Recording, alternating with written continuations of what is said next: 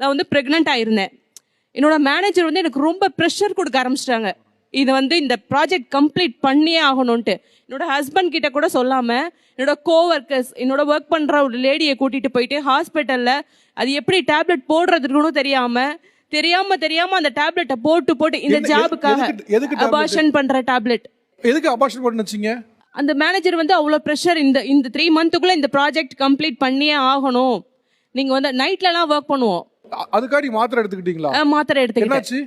Abortion ஆயிடுச்சு. அதாவது abortion வந்து ஒரு 60% ஆயிடுச்சு.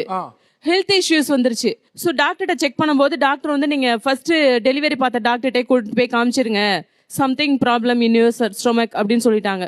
ஸோ அதுக்கப்புறம் சொல்லும் போது தான் ஹஸ்பண்டுக்கும் எனக்கும் ப்ராப்ளம் ஆகி, அப்படிப்பட்ட ஜாப் நமக்கு தேவையே இல்லை, தூக்கி எரிஞ்சிருக்கலாமே, நான் வந்து பேசியிருப்பேனே அப்படின்னு சொல்ல ஃபேமிலியில் இஷ்யூ ஆகி அதுக்கப்புறம் நாங்களோட ஹோம் டவுனுக்கே போயிட்டு அதுக்கப்புறம் ட்ரீட்மெண்ட் எடுத்துக்கிட்டோம். 3 மந்த் வந்து நான் அப்புறம் அந்த ஜாபுக்கு போகவே இல்லை. வேலைக்காக அபார்ஷன் பண்றது வந்து எவ்வளவு பெயின்ஃபுல்லா இருந்தது. ஏன்னா வேலைக்காக நான் வந்து இந்த பிரச்சனையை ஃபேஸ் பண்ண அந்த பிரச்சனையை ஃபேஸ் பண்ண சொல்லுவாங்க. அந்த சுச்சுவேஷன் சார், ஃபேமிலியில் இருக்க ப்ராப்ளத்தில் நாங்கள் ஃபர்ஸ்ட் டைம் சென்னைக்கு வரும்போது என் ஹஸ்பண்டுக்கு எந்த ஜாபுக்குமே கிடையாது. என்னோட ஜாபை மட்டும் தான் நம்பி தான் நாங்கள் இந்த சென்னைக்கே வந்தோம். அந்த டைம்ல நான் குழந்தை பெற்றுக்கிட்டேன் அப்படின்னா திரும்ப என்னால வாழ முடியும்னு சொல்லிட்டு வந்த என்னால வாழ முடியல.